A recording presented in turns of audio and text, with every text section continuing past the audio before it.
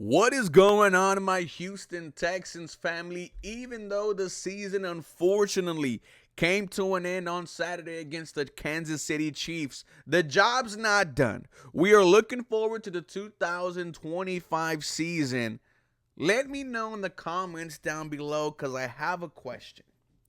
Was this season a success for the Houston Texans? Did they take a step forward? Did they take a step back?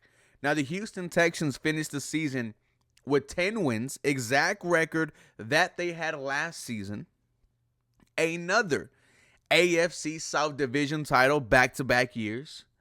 A home playoff win. This one meant a little bit more than last year against the Cleveland Browns. You dominated the Los Angeles Chargers. You also dominated the Cleveland Browns. So let's say two dominant home playoff wins. And then, unfortunately, having the season end the week after in the divisional round. That has been the story the past 2 years for this Houston Texans team. I think a lot of people are going to be on the fence. But there's one thing for sure, is that we are going to give you daily Houston Texans content. My name is Ruben Calvillo. This is the 713 Houston Sportcast. Make sure you are following me on Twitter, Instagram, and TikTok for all the latest news, rumors, and updates. This episode is brought to you and powered by BetUS. They are giving everyone a 150% bonus on your first deposit, up to $2,000. On your second and third, it's a 125% bonus. Promo code YouTube150 gets that for you. Quick 24-hour payouts, 24-hour customer service, BetUS, where the game begins.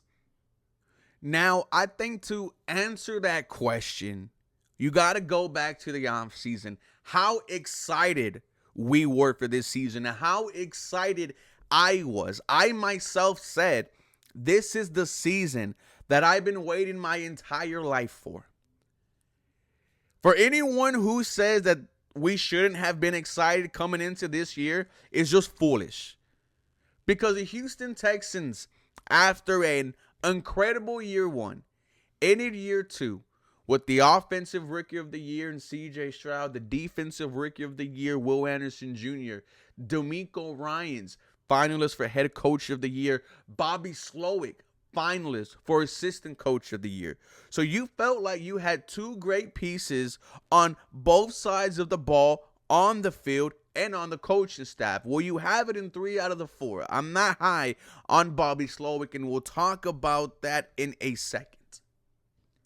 Then the Houston Texans had an offseason that we have never seen before, and that was be the first team in NFL history to get a 1,000-yard receiver, you traded for Stephon Diggs. A 1,000-yard rusher, you traded for Joe Mixon. And a player with double-digit sacks, you got Danielle Hunter. You also got Danico Autry, who had 10-plus sacks for you. You also brought in Azeez Al-Shaair, who became your captain. You brought back Dalton Schultz on a 3-year extension. You add that in with the draft where we saw Kamari Lassiter, we saw Kalen Bullock. There was a lot to be excited about in the offseason. Then, of course, right, you see the podcast with Gilly. You see the podcast with D'Amico Ryans and Shannon Sharp, Andre Johnson, Shannon Sharp. This was the most hype.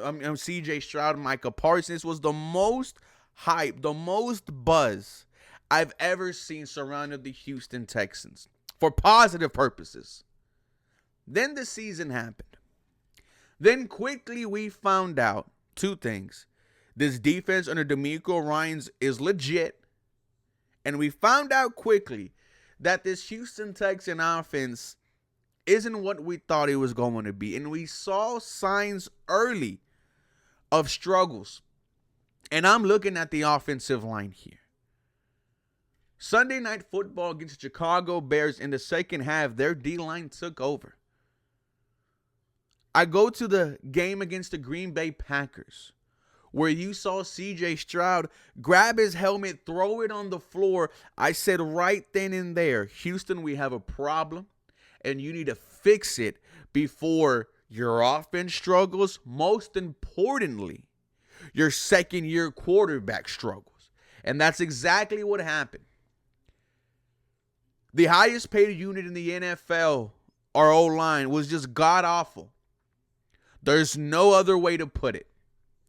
CJ Stroud was running for his life. They let him down. Now, we also had a lot of excitement for the offensive line because this starting unit did not play one game together last year, and there was multiple performances of 0 sacks. So you're thinking with Lerman Tunsil, with Titus Howard, with Juice Scruggs, with Shaq Mason, with Kenyon Green, this might be the best Houston Texan O-line we've seen in a while. No. I mean, there was a stretch where CJ Stroud was facing a career high in pressures week after week after week. How do you want anyone to succeed in that situation? You were succeeding because your defense was dominant all year. They had some hiccups, yes, but your defense, one of the main reasons why you got 10 wins, was the reason why you blew out the Los Angeles Chargers in Wild Card Weekend, 4 interceptions. This defense going forward, I know that DeMeco Ryans is going to have these boys ready to play. I don't go into games worried about the defense. And if they do have a bad game, I know they're not going to follow that up with another one.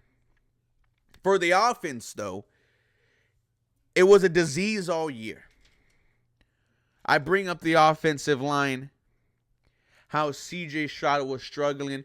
We saw the yips from him. We saw the turnovers started to show themselves. At one point, we were calling CJ Stroud, we were giving him the label of the sophomore slump.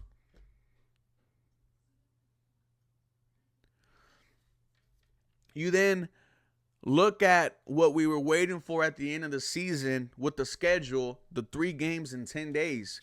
And you have a very good win against the Miami Dolphins. One where your defense picked off 2 or 3 times. One where your offense was turnover free. And if it's not for John Mechie dropping the ball, we're talking about CJ Stroud having a strong day.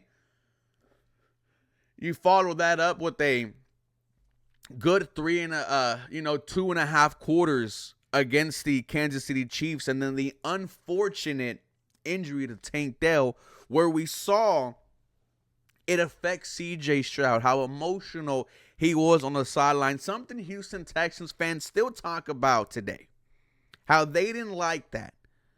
Me personally, I don't mind when someone shows emotion, but the moment it takes you out the game is where we have an issue. And after that moment, the Houston Texans were done against the Kansas City Chiefs. I think it's fair to say that it took him out just a couple of days later on Christmas against the Baltimore Ravens, one of your worst performances in franchise history. Then you follow that up with a win against the Tennessee Titans, getting their GM fired. Then you head into the playoffs. Dominant against the Los Angeles Chargers, and then a strong, let's say, 3 quarters against the Kansas City Chiefs. And then we know what happened with the Kansas City Chiefs on Saturday. They won the football game. They showed you why. They are back-to-back Super Bowl champs, looking to win their 3rd in a row, which would be NFL history. That was the way this season played out. Your offense, we kept on talking about it week after week after week. If they wake up, if they are competent, if they give you 4 quarters, then we know you could match up with anyone. I mean, you talk about the second half offense, guys. Do not forget, there was at one point where we're in quarters 3 and 4, we couldn't even average a touchdown. We couldn't even average 7.